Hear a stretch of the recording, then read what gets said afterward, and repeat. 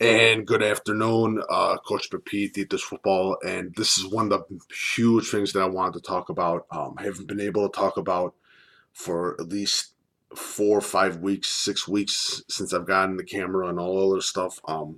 But this is a huge, huge thing that people are starting to they're starting to realize that colleges are not able to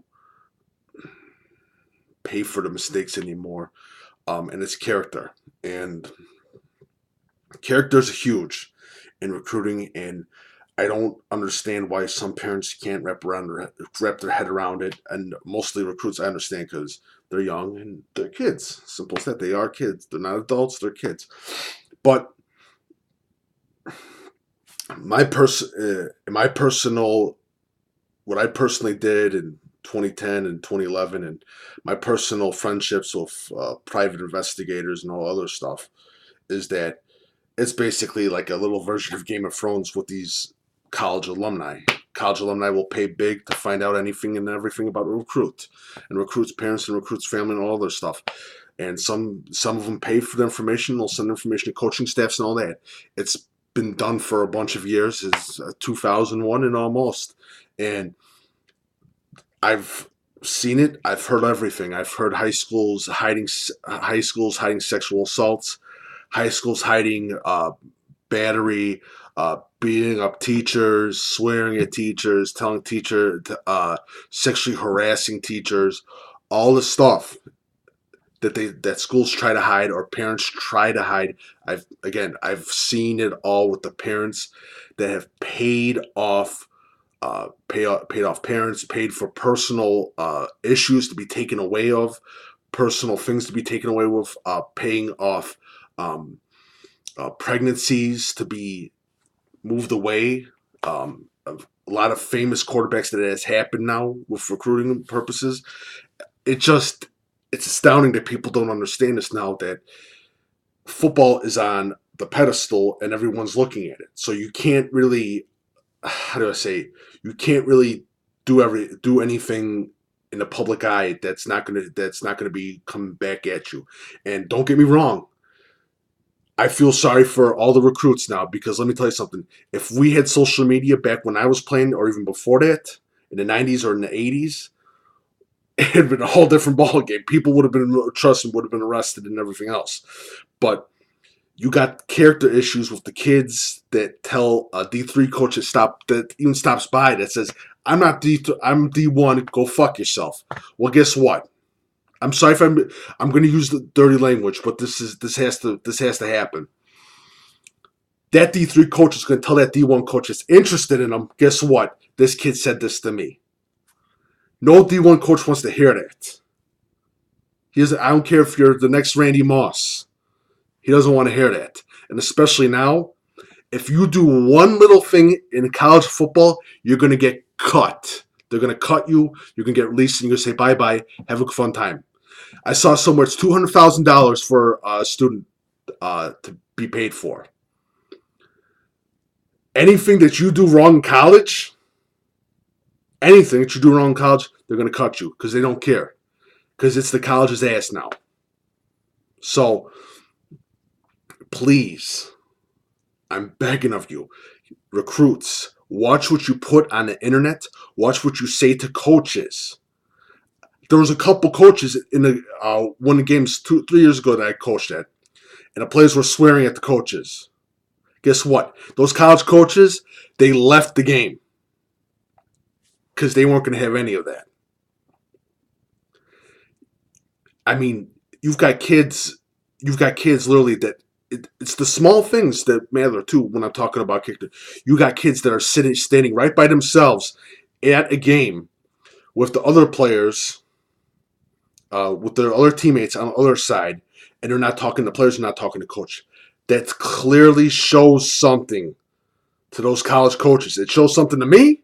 It says something about your character and your ability to lead as a player. That you're not with your team. You're with your coach. Come on. And one of the biggest things that I've seen that really is a real dead point that people don't pay attention to is parents on the sidelines in the bleachers. Because let me tell you something, that was a beauty mark when I was helping out a couple things for investigations. Because you see the parents cursing out the kids and all the other stuff, and you know what that parent's going to be, and you know what that kid's going to be.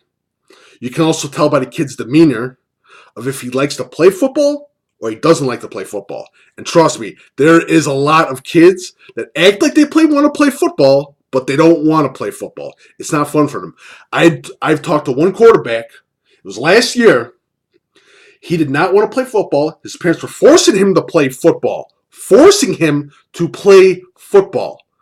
The kid was an artist. Honestly, could draw. It was unbelievable. He finally had the balls to tell his parents, you know what, I don't want to do football, and that's fine, kids. If you don't want to play football, if you don't like playing football, tell your parents, please. It'll be better off for the coaches and everything else. Because right now you got about, I'd say, a fourth of kids that, I'm sorry if I went back and I said half, but a fourth of kids that don't want to play football, but they're being forced by their parents. That's not fun. How's that fun for a kid? That doesn't make any sense.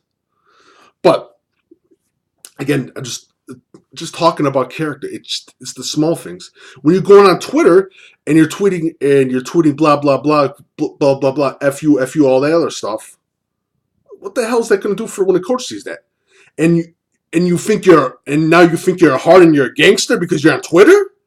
And you talk all this crap on Twitter and talk about I'm 100 and all that other stuff and about bang, bang, bang, just like the Chief Keef all do, and then you come in and I'm talking to you, and you sound like Michael Jackson, and you're talking in a soft little voice. You're not hard. Stop trying to impress people. You're going to hurt your chances of getting recruited. You're not a gangster. Trust me. Don't do any of that stuff if you want to get recruited. Okay?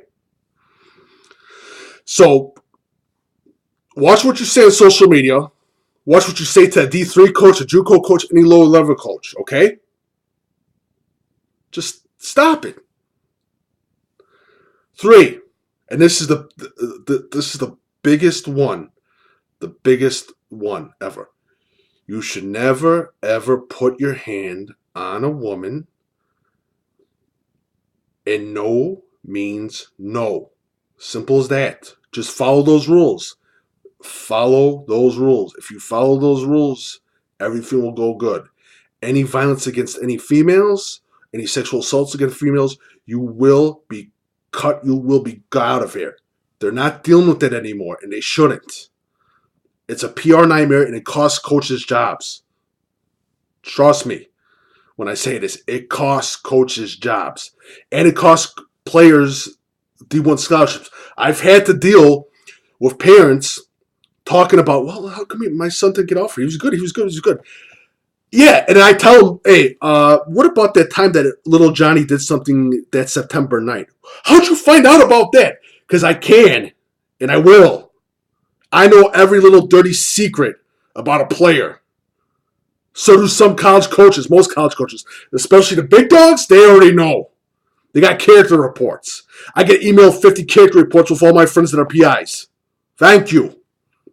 You're not gonna hide anything. Be good. If you want to play college football, you got to be at a higher character now. Because let me tell you something. The tables are turned, and they're going to any quarterback. And not quarterback, sorry, any football player. Any football player that does anything bad, you're to blame. You're the reason why society's wrong. Because you played football. I'm sorry, but that's the way the new day is. So, please, be on your best character. Thank you.